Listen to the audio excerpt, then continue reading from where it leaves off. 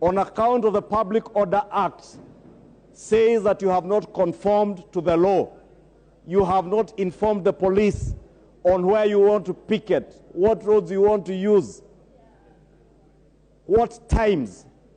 And he says the police and directs the police as the Inspector General of Police to ensure that there are no violent demonstrations and protests. Then we want to use our officers who are armed to face off with the other armed officers. Honorable Speaker, we are calling for anarchy in the country.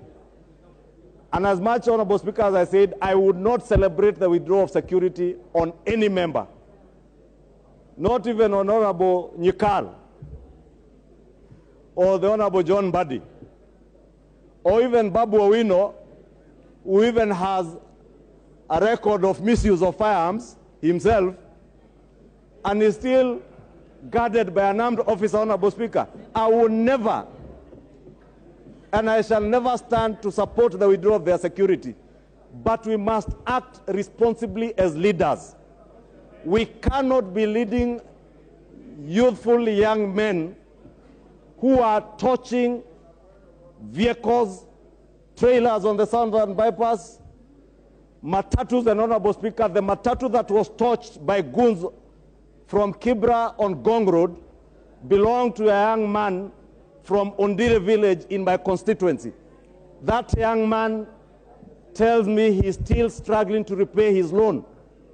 Therefore, Honorable Speaker, when it is us as leaders who are using police officers seconded to us to protect us, to intimidate other police officers not to carry out their duties.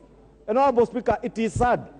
And I said it here, Honorable Speaker, and some of the people who are crying in ODM today were the first people to shout me down when I said it was rather perturbing to see a person the stature of a former president commandeer goons, and him with armed security standing next to him, and goons chasing away police officers who are carrying out their constitutional and legal mandates, Honorable Speaker.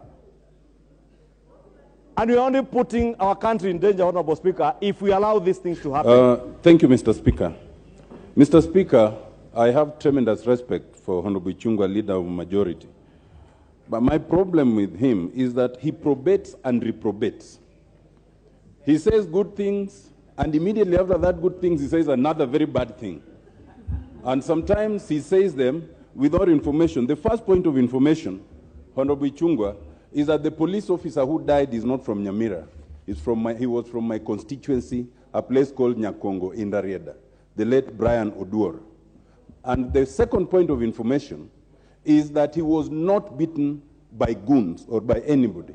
He was run over by the very same Land Cruiser that he was commanding, and I have the autopsy report. And in fact, we have sought compensation from the police for killing my constituent.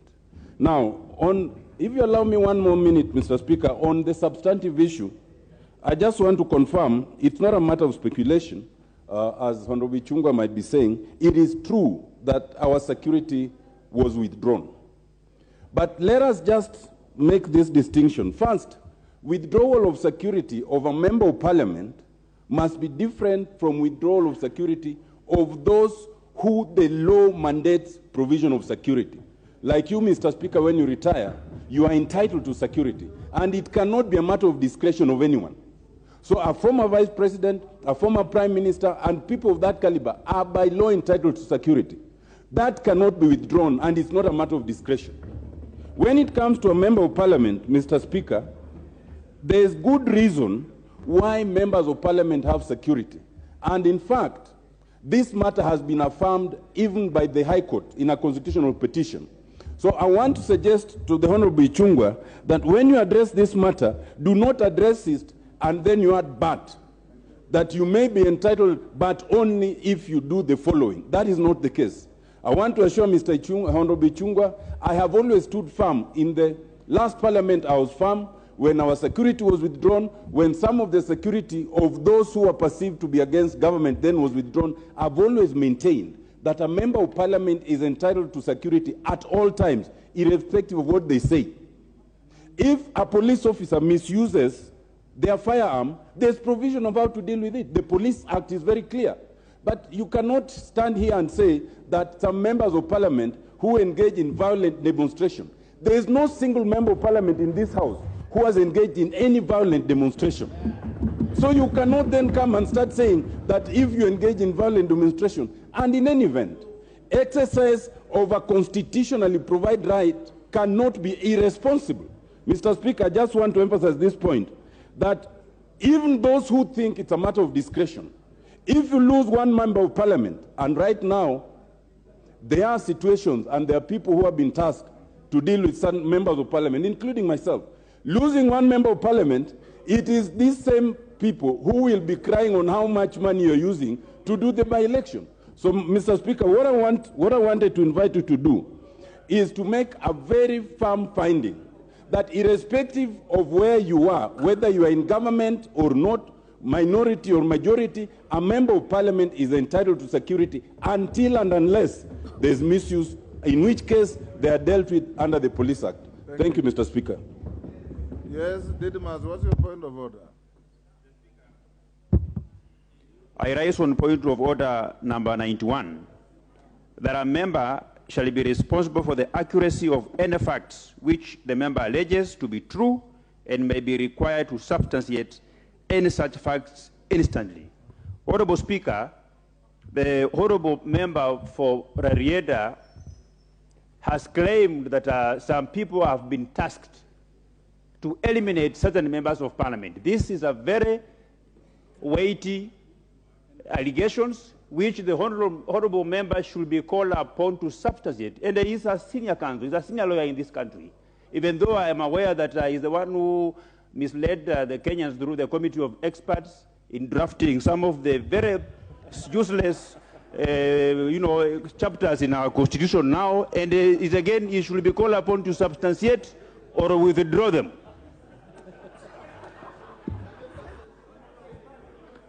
John Mbadi. Thank you, Mr. Speaker. Mr. Speaker. You have 1 minute. Just a minute. Yes. Let me then choose what to say. Yes.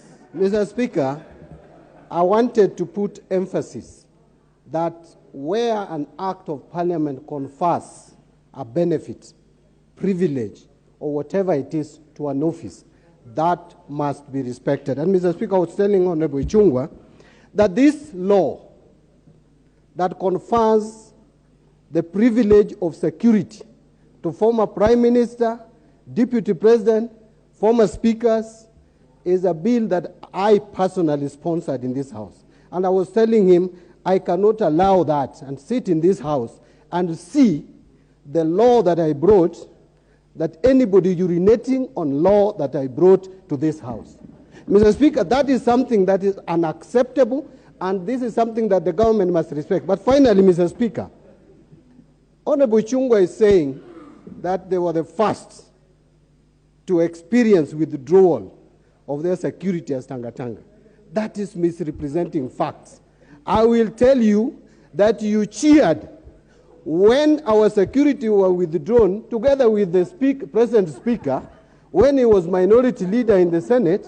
I was minority leader in the National Assembly. Our security were withdrawn, not just security alone. Even our GK vehicles, which belong to Parliamentary Service Commission, were taken. One of them was taken in this roundabout, Mr. Speaker. Another one was picked from my house. Mr. Speaker, this misuse of power must stop. This misuse of power should stop in this country. Let us not entertain misuse of power. Whether it was applied to Tanga, it was applied to NASA, it is being applied to Azimio, it is wrong and it should stop. This idea of some police officer sitting somewhere and looking at us attending press conferences, and then the next thing you find your security withdrawn, like they did to mine on Monday evening, just because I attended Azimio press conference. Since when did I move out of Azimio, Mr. Speaker, that I'm now being barred from attending Azimio meetings? Mr. Speaker, it is irresponsible. I have never seen irresponsibility of this nature. And Mr. Speaker, we need also to tell majority leader to realize that much as you'd hate Uhuru Kenyatta, he has been president of this country for 10 years. Mr. Speaker, it is irresponsible for majority leader who leads the government in parliament, in the National Assembly, to continuously talk derogatively about a former president. Mr. Speaker, that is something that we should not accept as a country. You cannot say that a former president has led goons. No, that is irresponsible. You can't talk like that. No. Order. I mean, Order, honorable members. Order, order, order.